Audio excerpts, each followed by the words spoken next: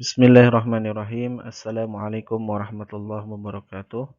Alhamdulillah wassalatu wassalamu ala Rasulillah wa ala alihi wa sahbihi wa mawalah ma ba'du. Tapi pada kesempatan yang berbahagia ini, insyaallah kita akan melanjutkan bab berikutnya, yaitu berkenaan tentang bangun ruang sisi lengkung. Namun sebelumnya kita awali pembelajaran daring ini dengan bersama-sama membaca kalimatul basmalah. Bismillahirrahmanirrahim. Bahasan materi yang akan kita bahas, yang pertama berkenaan tentang materi tabung, yang kedua kerucut, dan yang ketiga bola. Pada pertemuan kali ini kita akan fokus terlebih dahulu kepada materi tabung. Kita awali dari definisi tabung. Tabung atau silinder adalah bangun ruang 3 dimensi yang dibentuk oleh dua buah lingkaran identik. Identik di sini adalah sama persis ya, yang sejajar dan sebuah persegi panjang yang mengelilingi kedua lingkaran tersebut. Nah, Ustadz ambil dari Wikipedia ya. Dan ini adalah gambar tabungnya ya. Selanjutnya kita akan mengenal unsur-unsur tabung. Ya. Kita lihat gambar, lihat di sana ada alas tabung. Kemudian alas tabung ini berbentuk lingkaran. Kemudian ada atapnya juga ya, berbentuk lingkaran pula. Karena tadi ya, sesuai dengan definisi bahwa lingkarannya itu identik ya, sama persis dan sejajar. Kemudian ada yang dinamakan selimut. Nah, selimut tabung sesuai garis petunjuknya. Kemudian di sini ada rusuk, rusuk tabung. Terdiri dari rusuknya ada dua ya, yaitu berupa garis lingkaran itu ya, keliling lingkaran atas maupun bawah, itu dinamakan rusuk tabung.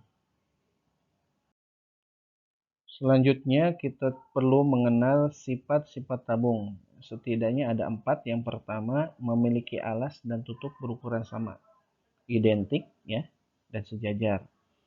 Kemudian yang kedua, memiliki 2 rusuk. Tadi sudah Ustaz jelaskan. Kemudian yang ketiga, memiliki 3 bidang.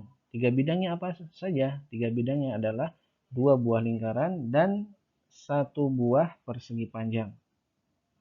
Yang keempat, tidak memiliki titik sudut. Selanjutnya kita akan membahas berkenaan tentang jaring-jaring tabung. Perhatikan di sini ada gambar jaring-jaring tabung ya.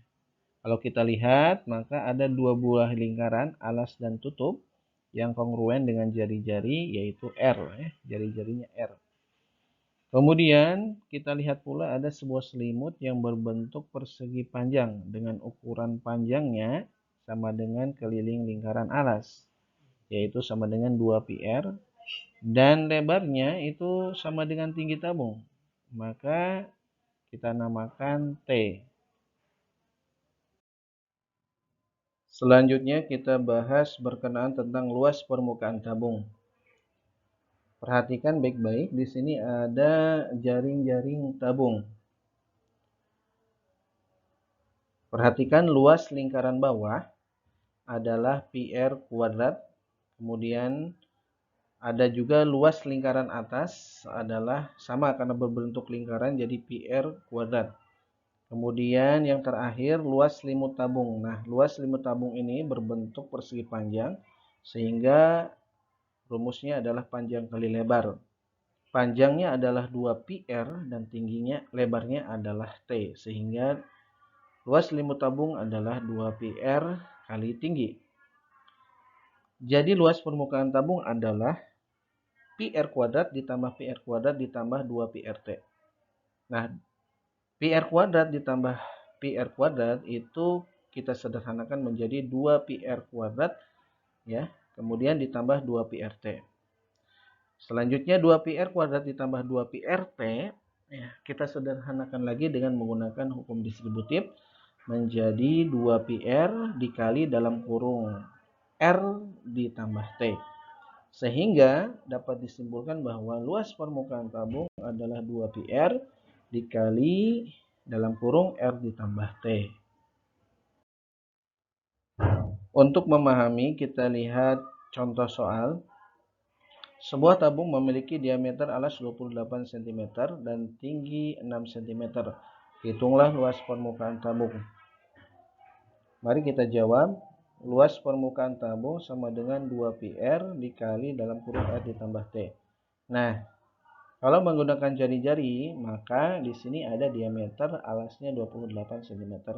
Maka jari-jarinya itu setengah dari diameter, yaitu 14 cm.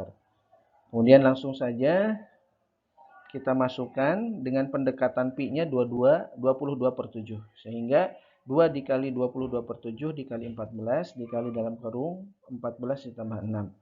Nah, 2 dikali 22 dikali 14 dibagi 7 itu hasilnya adalah 88. Sedangkan 14 ditambah 6 itu hasilnya ada 20.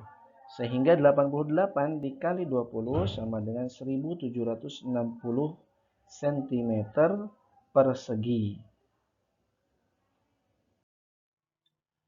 Selanjutnya, bagaimana kalau menghitung luas permukaan tabung tanpa tutup? Perhatikan gambar berikut, ya. Jika tutupnya tidak ada, maka menjadi satu buah lingkaran dan satu buah persegi panjang. Maka kita akan analisis, ya. Berarti luas lingkaran bawahnya berapa? πr kuadrat. Kemudian luas selimut tabung adalah panjang kali lebar, yaitu 2πr kali tinggi. Jadi luas permukaan tabung tanpa tutup adalah πr kuadrat ditambah 2πrt. Sehingga kalau kita sederhanakan menggunakan hukum distributif, maka πr dikali dalam kurung R ditambah 2T. Contoh soal. Sebuah gelas tanpa tutup berbentuk tabung memiliki diameter alas 7 cm. Berarti nanti jari-jarinya 3,5 cm. Dan tinggi 15 cm, hitunglah luas permukaan gelas.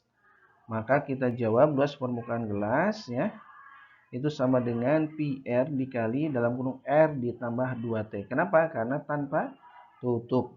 Kemudian kita ambil pendekatan pi-nya 22/7.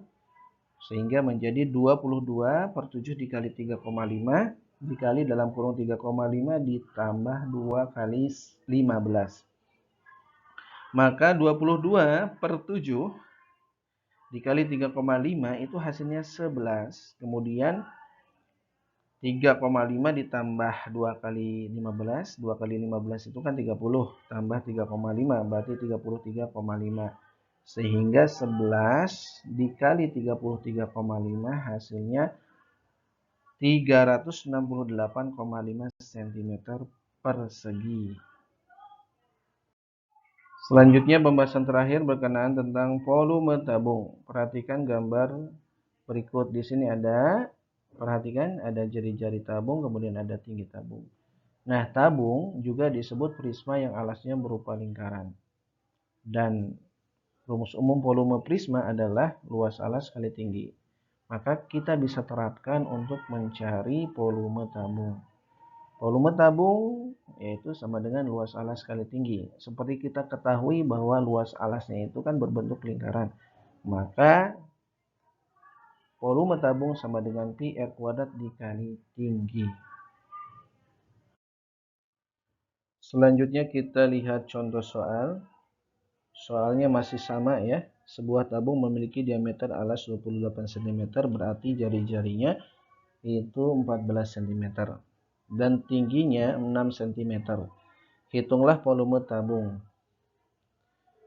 Kita jawab volume tabung itu rumusnya adalah πr kuadrat dikali tinggi.